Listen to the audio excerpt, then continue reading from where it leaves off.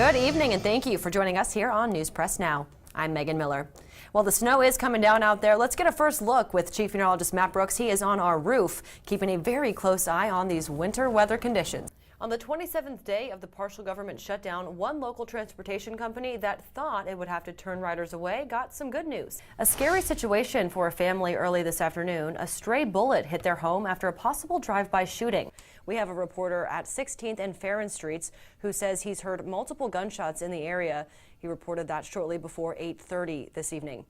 Police confirm a house was hit, but say no one was injured. Kansas lawmakers have a new budget proposal to consider. New at 6, we have details on Governor Laura Kelly's proposed plan that commits to higher spending on education and an expanded Medicaid program. And the first major snowstorm of 2019 unexpectedly aligned with the most anticipated Chiefs game of the year. St. Joseph native Bill Snyder has coached his final game for the Kansas State Wildcats. He announced his retirement earlier today. Brandon Zenner joins us with more on this. I know it's big news for K-State fans. Some people saw it coming for a while, but still a lot to take in today. The U.S. Department of Defense says a Missouri man is among the 4 Americans killed during an attack in Syria earlier this week. On one of the busiest shopping nights of the year, St. Joseph police were called to East Hills Mall after reports of shots fired. The newly revised federal child tax credit is impacting families this year in a positive way. Following up on a story we brought you yesterday, St. Joseph fire inspectors have determined the cause of a fire inside of a Midtown home. We have reports tonight of issues on the roads as snowy conditions linger and refreezing is now an issue.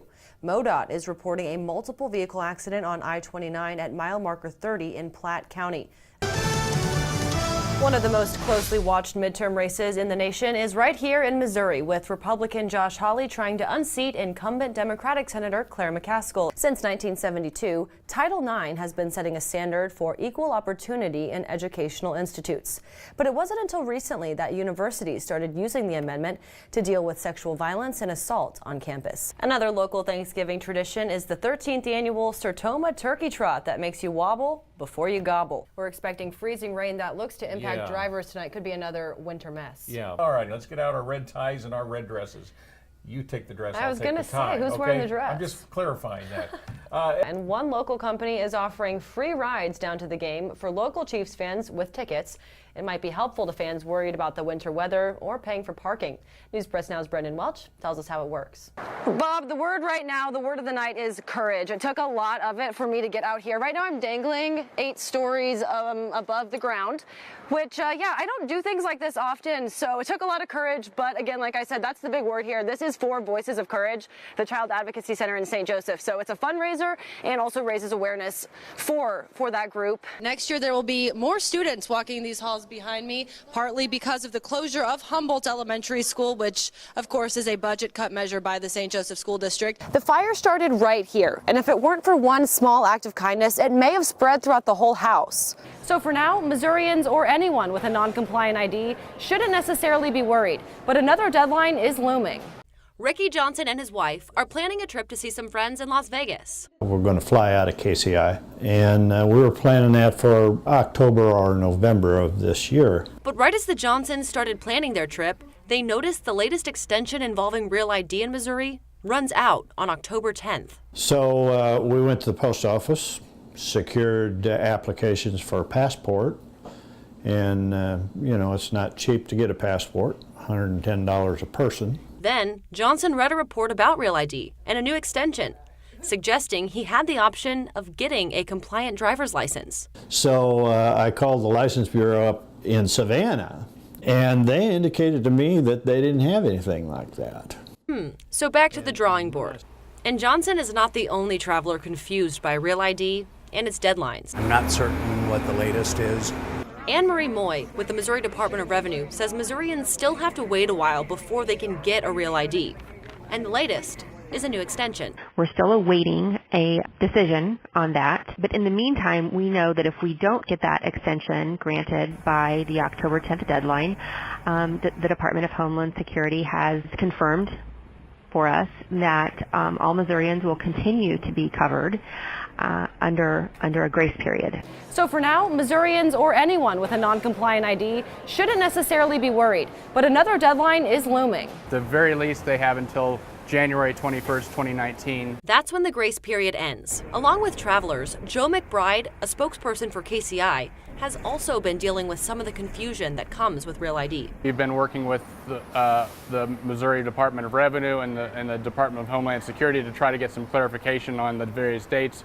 By March of 2019, the Missouri Department of Revenue hopes to achieve full implementation, allowing Missourians to get a Real ID if they so choose. We've cleared most of the hurdles at this point. Right now we are just in the process of just working out the logistics from an IT standpoint. Moy adds that it's not a surprise implementation has taken a while. The issue took some time to clear legislative hurdles because of privacy concerns. But now, Real ID is moving forward in Missouri. And the Johnsons, they are still going to Las Vegas. Now our planned trip is within the period of the extension, so we're probably not going to press the issue with the passport situation, since we can now use our regular driver's license to do that. So, for News Press Now, I'm Meagan Miller. A broken window and shattered glass. That's what Robert Meller, the owner of this historic home, discovered on Tuesday. But the damage he found inside was much worse. All the copper was removed. Copper wiring, copper tubing for water, even to the copper drain lines. Captain Jeff Wilson with the St. Joseph Police Department says copper theft is pretty common in this area. It's common at new construction sites, places being remodeled. They'll steal these and sell them at the metal salvage yards for a fairly good price. So it's a problem that we're definitely aware of. A problem that will cost Meller a lot of time and money. But to take the copper, you had to go into the attic, you had to open walls, you had to open ceilings, and maybe for $100 or $200 of scrap copper, they may have done $20,000 of damage in the house. And he had just put that much money into the house, hoping to put it up for rent soon. It saddens me. It really does, because right with this house, I'm trying to preserve a piece of St. Joseph history. Different from the other homes in the historic Hall Street district, this house is small, but it still tells an important story of the past, focusing on someone who once lived there. He was a Pony Express rider probably when he was about 16, 17, 18 years old. Maybe 10, 15 years later, he lived here. And now, as Meller moves forward, he hopes for a change in priorities from the city. Priorities to save historic sites, historic history, not to go around and measure grasses and give citations. For News Press Now, I'm Meagan Miller. And I'm just going to pull the lever. All right. Rappelling down an 8-story building takes a lot of courage.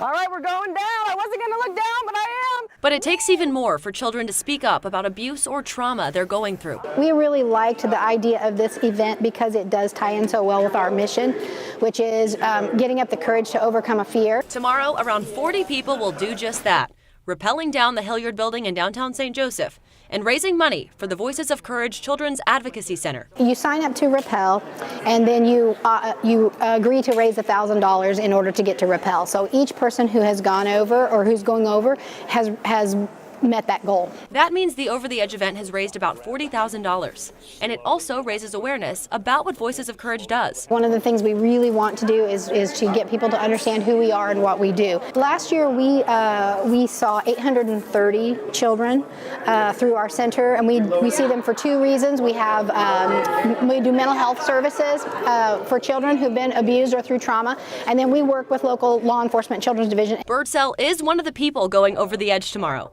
and she says it's taken a lot of courage to do so. I'm very nervous, I will be honest with you. I'm not a heights person. I don't like heights at all, so everybody says it's fun. All the ones that have gone over so far today have said, great fun, just gotta, it's kind of one of those deals, take that first step and you're good. For News Press Now, I'm Meagan Miller. All right, got a great view of St. Joseph from up here.